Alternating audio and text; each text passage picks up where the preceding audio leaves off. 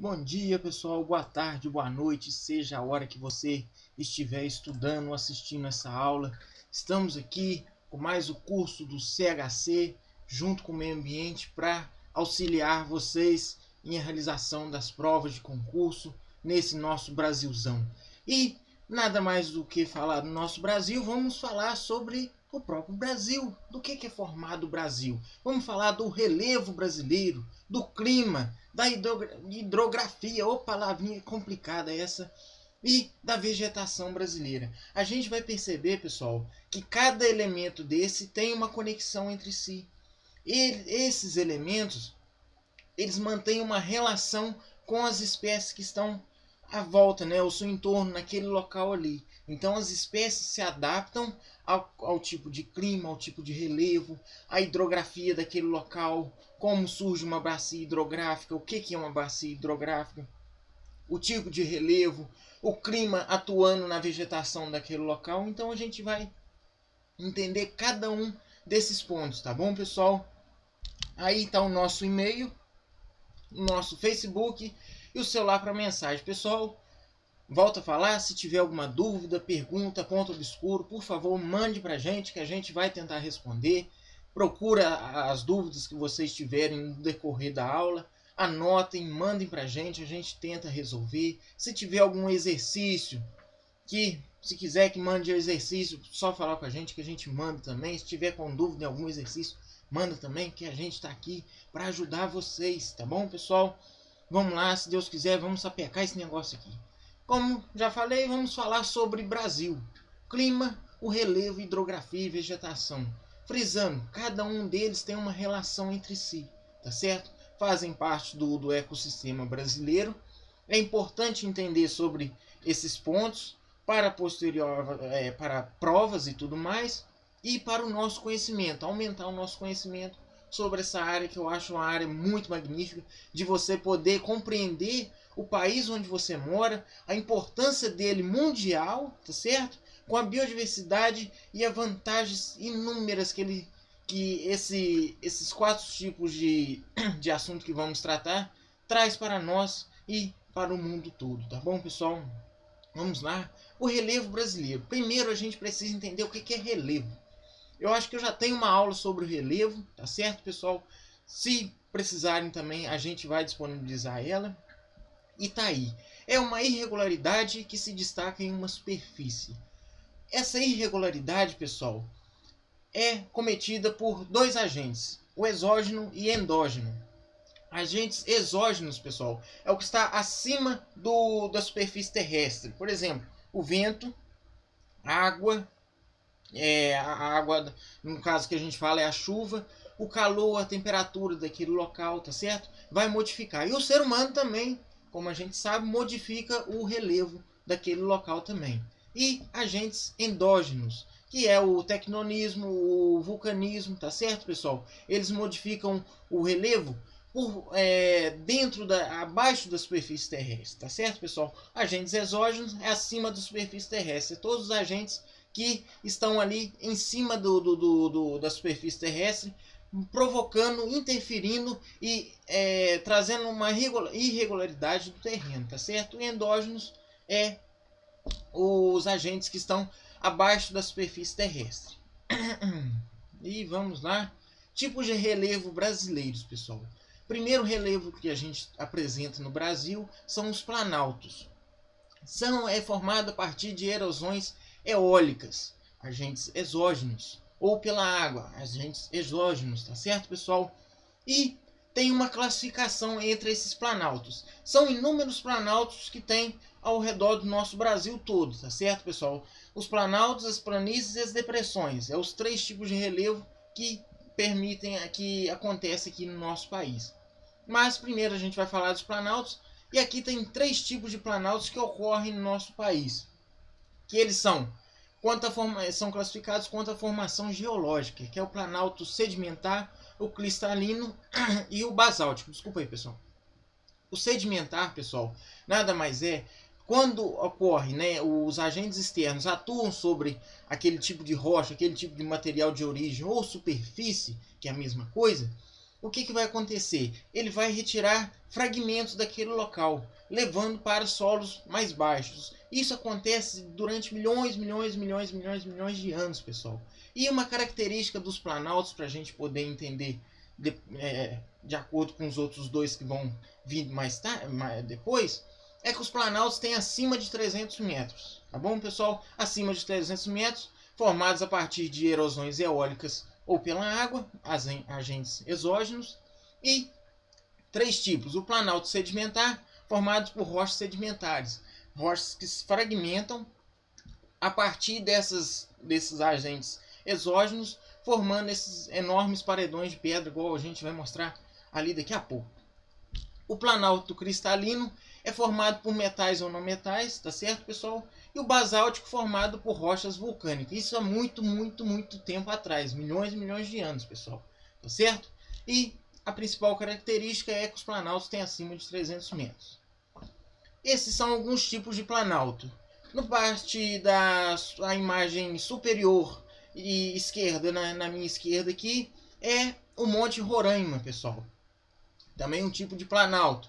Abaixo mostra a Serra dos Órgãos, também um tipo de planalto, acima de 300 metros do nível do mar, tá bom? Acima de 300 metros, acima do nível do mar, tá bom, pessoal? E os mares de Morro de Nossas Minas Gerais, acima de 300 metros também, pessoal, é considerado planalto. Acima de 300 metros, acima do nível do mar, tá bom, pessoal? Eu cheguei ali e medi 300 metros, não, é acima do nível do mar, tá bom, pessoal? Vamos lá, tipos de relevo brasileiro: planícies. Planícies, terrenos planos com altitudes que não ultrapassam 100 metros, acima do nível do mar, tá bom, pessoal? Os quais predominam processo de acumulação de sedimentos. A planície, pessoal, como a gente já, até pela altitude, a gente já consegue definir isso, a planície é mais baixa que o planalto.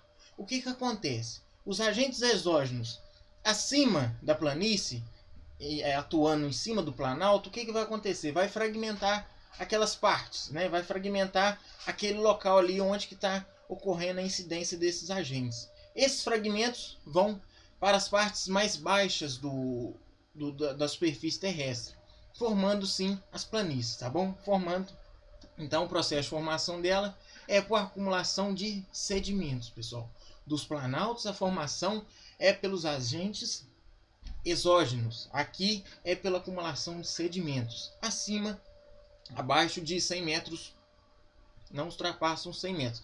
Então, abaixo de 100 metros a partir do nível do mar, tá bom, pessoal? E tem as planícies costeiras, pela ação do mar, a sedimentação naquelas planícies, naquelas áreas ali decorrente da ação do mar. Planície fluvial, pela ação da sedimentação do agente como um rio, tá certo? E a planície lacustre, pela ação de um lago. São poucos lagos que tem aqui no Brasil. A gente vai ver isso lá na hidrografia. Tá bom, pessoal? São poucos lagos que existem no Brasil. Mas a diferença entre planalto e planície brasileiras é que o planalto ele tem acima de 300 metros do nível do mar, formados por agentes exógenos. As planícies abaixo de 100 metros, formado por sedimentos. Tá certo, pessoal? E tem esses 3 tipos de planície aqui no nosso país. Os tipos de relevo brasileiros, aí a gente tem 2 planícies. A planície amazônica e a planície pantaneira, no Pantanal. A gente vai ver isso também lá na vegetação. A gente vai falar dessas 2 vegetações aí também, pessoal, para vocês verem como que estão ligados. Essas 4 coisas que nós vamos dizer, todas elas têm uma ligação entre si, pessoal. Não é uma coisa isolada uma da outra. Porque quando a gente fala de meio ambiente, a gente fala de tudo. É a interação dos seres ali em relação ao local e o que ele precisa para sobreviver. A adaptação dele naquele local vai interferir diretamente nesses 4 pontos aí, tá bom, pessoal? Os tipos de relevo brasileiro: depressões, não é aquela depressão que a pessoa fica triste, não. É outro tipo de depressão. É formada em grande parte pelo processo de erosão.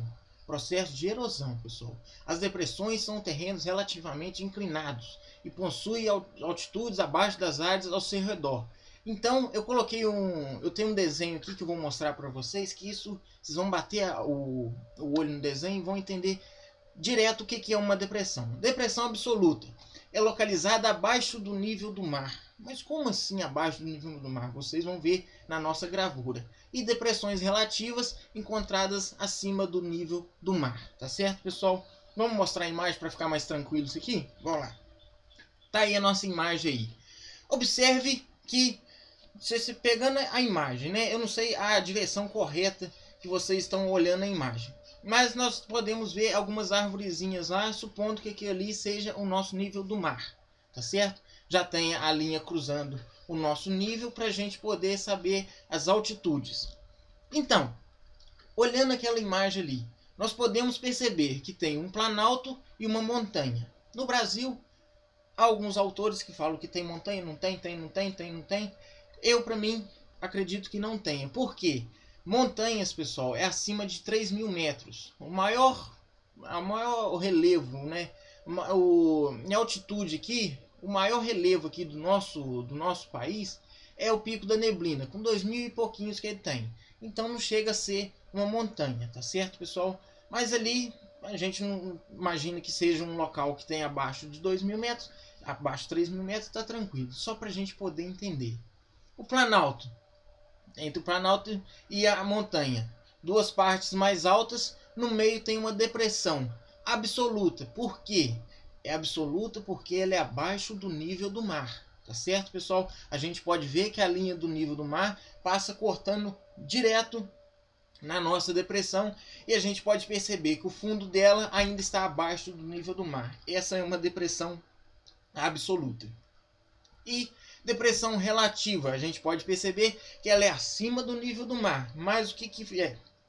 São, como a definição de depressão, formados em grande parte, são terrenos relativamente inclinados, abaixo das suas áreas ao redor. A gente pode perceber ali que tem uma montanha e do lado direito ali a gente pode colocar também que seja uma montanha ou um planalto. A gente pode perceber que a depressão está entre os dois, entre duas elevações maiores que ela e acima do nível do mar. É uma depressão relativa, tá bom, pessoal? Só para a gente poder compreender esse tipo de depressão, porque às vezes pode até dar uma confusão, às vezes eles podem colocar na prova alguma coisa dessa, para a gente poder entender. Tá certo, pessoal? Vamos lá para o clima. No Brasil tem alguns climas que a gente precisa explicar cada um deles. E a região, né, a vegetação que está naquele clima ali, ela vai se adaptar, né? A vegetação ela tem que se adaptar. As espécies que estão ali, elas têm que adaptar ao tipo de clima, ao tipo de relevo, ao tipo da temperatura daquele local ali, da falta de água, de muita água. Então, é um processo de adaptação. A gente vai ver isso lá na vegetação também.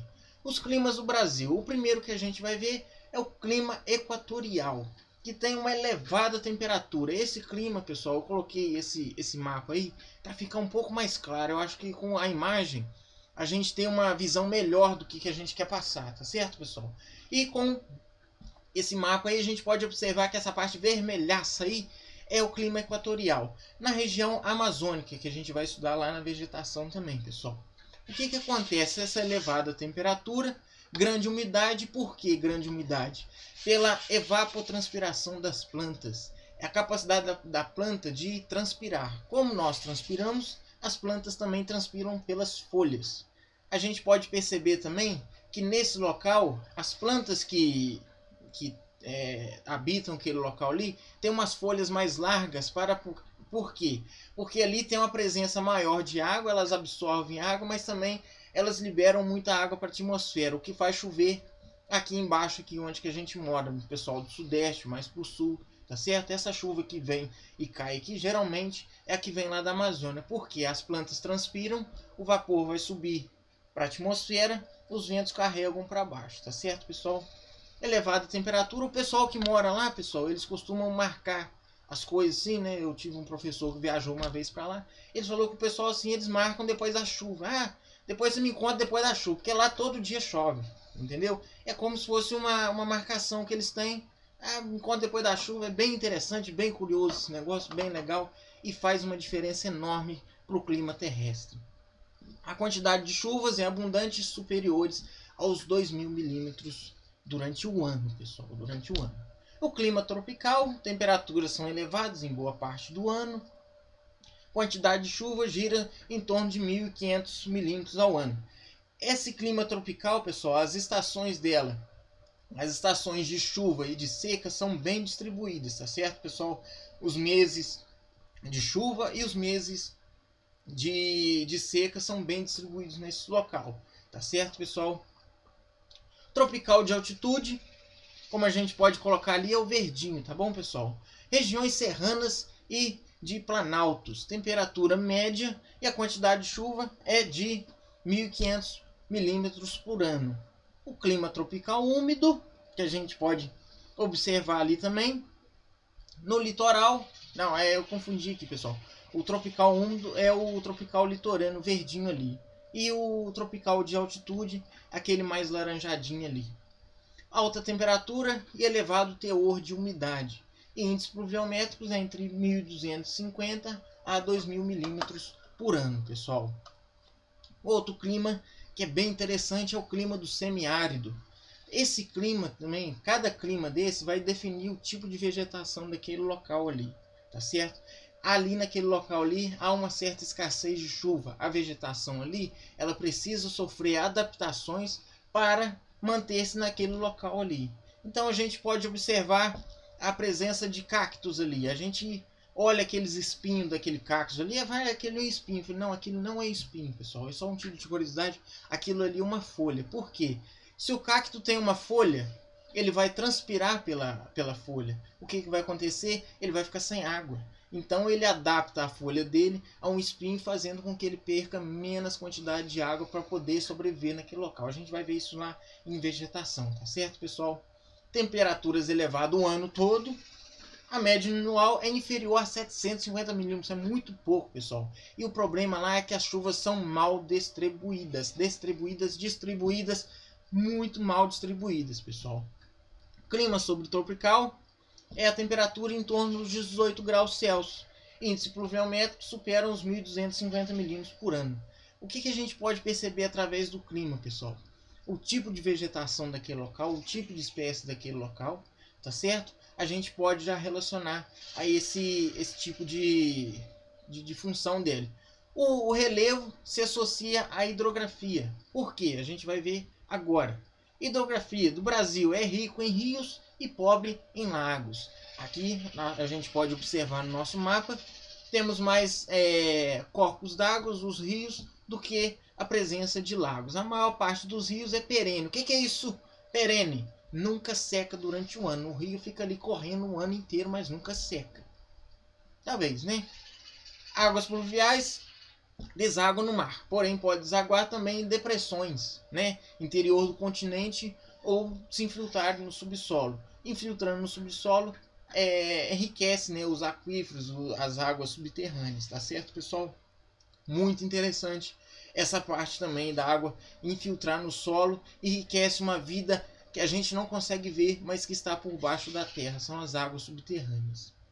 E a hidrografia brasileira é utilizada, obviamente, como fonte de energia hidrelétrica e energia elétrica e pouco para navegação. Em alguns casos, pessoal, eu separei algumas bacias hidrográficas que a gente vai dar uma estudada aqui, são as principais do Brasil, tá certo? Eu vou explicar cada uma delas. Algumas têm a navegação, outras utilizam da fornecimento de energia elétrica. Por quê? Fornecimento de energia elétrica, pessoal, vai de acordo com o relevo do local. Aí você percebe, o clima se associa à vegetação, o relevo ao tipo de hidrografia daquele local.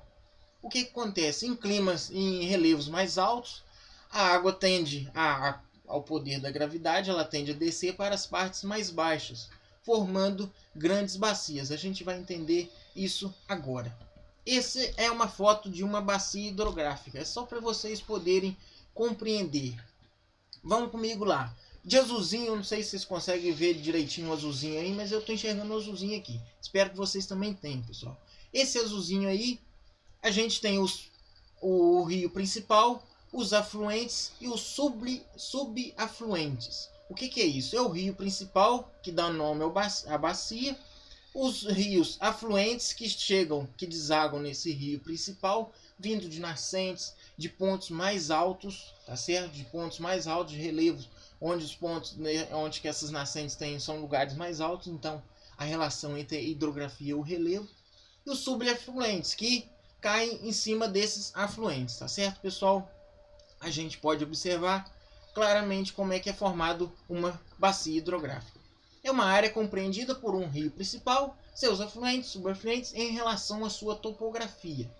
Em relação à topografia, isso é de extrema importância, porque permite o uso de construção de barragens para o fornecimento elétrico.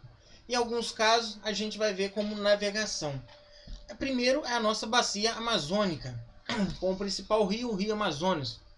Eu acho que ele nasce no Peru e deságua no Oceano Atlântico. Ele tem 7 milhões de quilômetros quadrados de extensão. É a maior bacia do mundo, tá certo, pessoal? Os rios são todos navegáveis, né, em tempo de cheias, né? É a maior bacia hidrográfica do mundo, pessoal. Isso, aquele local ali já pode colocar como fornecimento, a principal economia daquele local é o turismo, pelo rio ser navegável. O escoamento da produção também o rio também ajuda no escoamento da produção, tá certo, pessoal? Na Amazônia ali, o extrativismo vegetal naquele local controlado e não predatório fornece matéria-prima, então o rio torna-se um importante aliado para a população que vive naquele local ali. Também como pesca e como o próprio turismo também, pessoal. A outra bacia hidrográfica, uma das principais que a gente pode ver no mapa, que está de rosinha, eu acho que são rosinha. Região de maior desenvolvimento econômico do país. Por quê?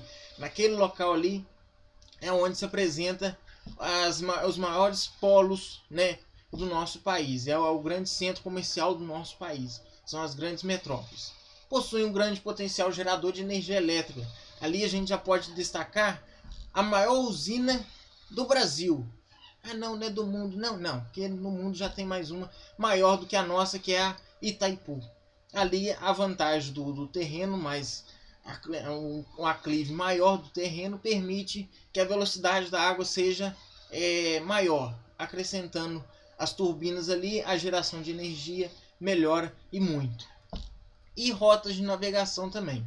Bacia do São Francisco, importante de Rio de São Francisco, acho que até vai ter uma novela dele, importante para a irrigação de terras no seu percurso. A gente percebe, pessoal, estudando história ou geografia, que as grandes civilizações cresceram a partir de rios, a partir da água. Por quê? Nesses locais onde que a água transmite vida, a água possibilita a vida naquele local, possibilita o desenvolvimento, atende às necessidades humanas. Então, as maiores concentrações urbanas estão próximas aos rios, tá certo, pessoal? E o Rio São Francisco é importantíssimo para o pessoal daquela região ali, porque, como a gente viu no clima, que ali é um clima semiárido, pessoal. A escassez de chuva ali é um problema sério para aquele pessoal. Então eles precisam da água do rio para fazer irrigação no decorrer do seu percurso. Eles retiram a água para a irrigação da agricultura, né, das atividades que eles praticam ali. E também é usado para navegação, e também em alguns locais do Rio São Francisco pode haver o turismo, fonte de renda, né, para o pessoal daquela área ali. A bacia de Tocantins possui um bom potencial hidroelétrico, e a bacia do Rio Uruguai, importante potencial hidroelétrico. Lembrando que esse potencial hidrelétrico é de acordo com o relevo que manda aquela bacia, além de ser utilizado para irrigação das atividades agrícolas também. Também é um rio que é utilizado para irrigação, beneficiamento de comunidades locais, tá certo? Um crescimento econômico naquele local ali é favorável por causa dessa bacia. Então, a preservação dessas bacias hidrográficas é de suma importância para o governo, tá certo? Por quê? Ela tem uma relação com o meio ambiente e uma relação com o ser humano, tá certo? Ela fornece o que precisamos e a gente tem que atender, né? A gente tem que preservar essas bacias, porque a gente já viu a importância delas. E o mais importante, por último, a vegetação no Brasil. O tipo de vegetação determina o tipo de vegetação de determinada região irá depender primordialmente do seu tipo de clima. É o que eu falei lá atrás, é o tipo de clima que a vegetação vai se adaptar. Somente as vegetações naturais ou nativas. E a formação vegetal é o primeiro elemento da paisagem que o homem modifica. Então a gente tem que ter uma importância também em relação à vegetação. Por quê? A vegetação é o primeiro objeto que o ser humano modifica no meio ambiente. Tá certo, pessoal? A floresta amazônica, clima equatorial, equilíbrio ambiental do planeta. Por quê? Ali ela faz o sequestro do carbono, gás que mantém o efeito estufa no local, no globo. O gás carbônico, ele acumula o calor que o Sol reflete aqui na Terra. O que acontece? O Sol reflete, o carbono ele segura esse calor com outros gases do efeito estufa e parte desse calor também é dissipada. A floresta amazônica ela funciona como um sequestrador de carbono. Por quê? Se houver um excessivo aumento de gases na atmosfera, o que acontece? O calor terrestre aumenta, obviamente. Variedade de espécies, pessoal, apesar do tamanho dela não tem uma biodiversidade qual os outros tipos de vegetação que nós iremos falar, e são fontes de recursos naturais. Ali a gente pode extrair medicamentos, produtos, matérias-primas para a necessidade humana. E sofre forte impacto ambiental com o desmatamento ilegal, pessoal. Desmatamento na floresta amazônica é prejudicial. Por quê? Com menos vegetação, há menos sequestro de carbono. O efeito estufa, que a gente já põe o nome de aquecimento global, já começa a funcionar no nosso globo. A Mata Atlântica, eu coloquei a imagem do nosso país aí, com a Mata Atlântica no século XVI. Poxa vida, olha só a quantidade a vastidão que essa vegetação apresentava no nosso país. O mais rico do mundo em espécies de fauna e flora. Os mais ricos do mundo. Mais rico do mundo. Para você entender que a vegetação daquele local, o que abrange naquele local ali, são de essencial para o ser humano. Porque ele fornece tudo, fornece medicamentos, fornece matéria-prima para a construção de demais empreendimentos, tá certo, pessoal? Pois então, cobertura original, extração de madeira e plantio de açúcar.